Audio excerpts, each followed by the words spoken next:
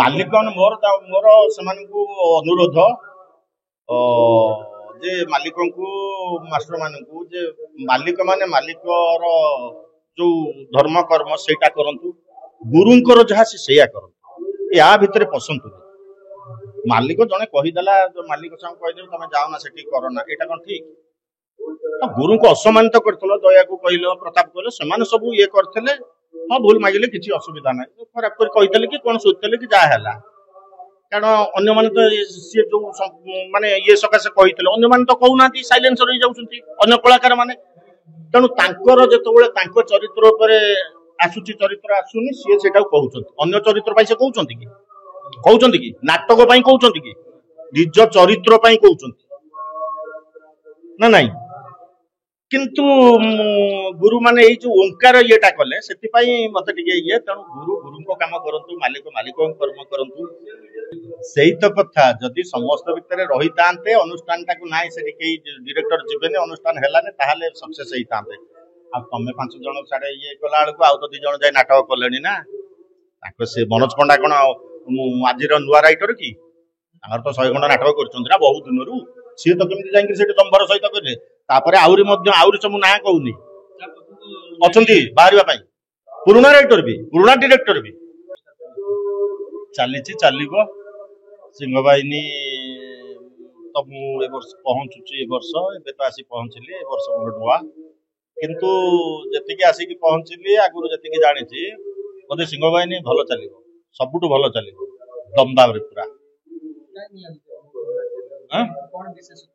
ବିଶେଷତ୍ୱ ରହୁଛି ନାଟକ ରହୁଛି, ଷ୍ଟାଫ ବି ଯିଏ ରହିଛନ୍ତି ସ୍ତ୍ରୀ ରହିଛନ୍ତି, ତେଣୁ ଭଲ ଚାଲିବ। ତା ଦେହରେ ବହୁତ କଳାକାର ଘରେ ବସୁଛନ୍ତି, ବହୁତ କଳାକାର ବିବାଦ ଭିତରେ ଆସିଛନ୍ତି। କଳାକାରଙ୍କର ଯୋଉ କଳାକାରଙ୍କର କିଛି ଦୋଷ ଥାଇକିରି ସେମାନେ ହେଇଛନ୍ତି। ସପୋଜ ମୁଁ କୌଣସି ଏଇଟା ମୋର ବୋଧେ 45 ବର୍ଷ ଯାତ୍ରା ଜୀବନ ଭିତରେ ପ୍ରଥମେ ମାନେ ଗୋଟେ ଅନୁଷ୍ଠାନରୁ ପଇସା ରିଟର୍ନ କରିକି ଏଇଟା ଆସିନଥାନ୍ତି ବି, ମୁଁ ବି ଥିଲି, ଆପଣ ଦିନ କଥାବାର୍ତ୍ତା ହେଇଥିଲା। କିନ୍ତୁ ତାଙ୍କ ଆଡୁ ସିଏ କହିଲେ ଯେ ଯୋଉମାନେ ସଂଘରେ ରହିବେ ଆମେ ତାଙ୍କୁ ରଖିବୁ ନାହିଁ, କଳାକାର ସଂଘରେ ଯୋଉମାନେ ରହିବେ ଆମେ ସେମାନଙ୍କୁ ରଖିବୁ ନାହିଁ।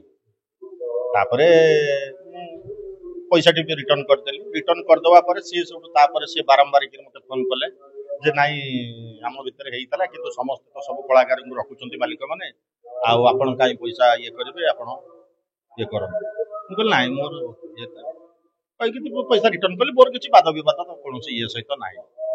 ଆଉ ସିଂହବାହିନୀ ମୋର ଗୋଟେ ମାନେ ଚର୍ଚ୍ଚିତ ଅନୁଷ୍ଠାନ ହେଇଛି ଲୋକ ବାଦ ବିବାଦ ଭିତରେ, ତେଣୁ ମୋର ବି ଇଚ୍ଛା ହେଲା ଏଠିକି ଆସିବା ପାଇଁ, କାରଣ ବାଦ ବିବାଦ ଭିତରେ ଗତି କରିବାକୁ ମତେ ବହୁତ ଭଲ ଲାଗେ, ନିହାତି ବହୁତ ଭଲ ଲାଗେ। ମୁଁ ଆସିଛି ପ୍ରଥମରୁ, ଆପଣ ଜାଣିଛନ୍ତି, ସେତେବେଳେ ବି ସେ ମାଲିକ ଆଉ ବିଶେଷ କେହି ନାହାନ୍ତି, ସେଇ ଯୋଉ ବାଦ ବିବାଦ ହେଇଥିଲା ଏଇ କଳାକାର ସଂଘ ଏଇ ମାଲିକ ସଂଘ ଭିତରେ, ତେଣୁ ମତେ ଭଲ ଲାଗେ, ଭଲ ଲାଗିବ। ଆଉ ନାଟକ ଷ୍ଟାଫ କୁ ଦେଖିକିରି ମତେ ଯାହା ଲାଗୁଛି ବଢିଆ ହବ।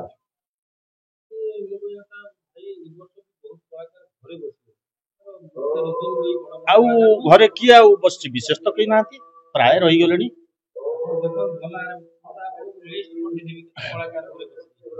ଆଉ କାହିଁ ମୋ ଇଏରେ କାହିଁ ସେମିତି କଳାକାର କିଏ ଆଉ ଘରେ ବସିଲେ? ଏଇ ତ ପାର୍ଟି ହେଲା, ପୁଣି ଯୋଉ ଆପଣଙ୍କର ପୃଥ୍ୱୀରାଜ, ସେ ଗୋଟେ ଅନୁଷ୍ଠାନ ବନ୍ଦ ହେଇଯାଉଥିଲା, ସେ ବି ହେଲା, ହେଲା ସେଠି ବି କିଛି ଷ୍ଟାଫ। ଆଉ କିଏ ତ ପ୍ରତିବର୍ଷ ତ ସେମିତି କିଛି କିଛି ଷ୍ଟାଫ ରହିଯାଉଛନ୍ତି, କିନ୍ତୁ ଆଉ ସେମିତି ଜଣାଶୁଣା ଷ୍ଟାଫ ସେତେ ତ ଆଉ ରହିନାହାନ୍ତି କି, ମୁଁ ଭାବୁଛି। କେଜାଣି ଆପଣଙ୍କ ନଜରରେ ଥାଇପାରେ, ମୋ ନଜରରେ ନାହିଁ। ହେଇଥିବ ନାଇଁ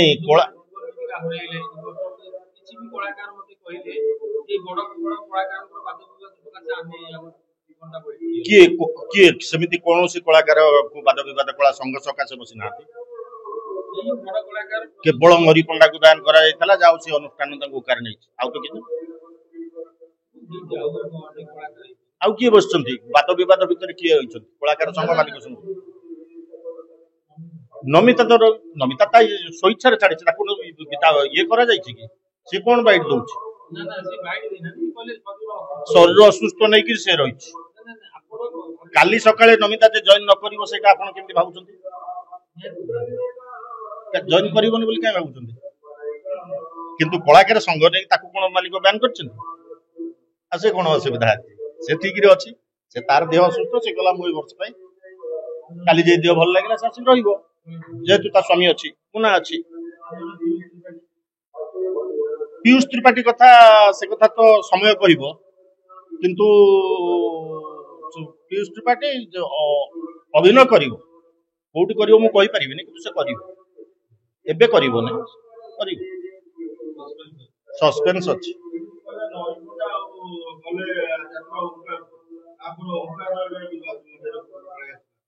ବିବାଦ ପଳେଇଲା, କି ବିବାଦ ଭିତରୁ ପୁରେଇଲେ?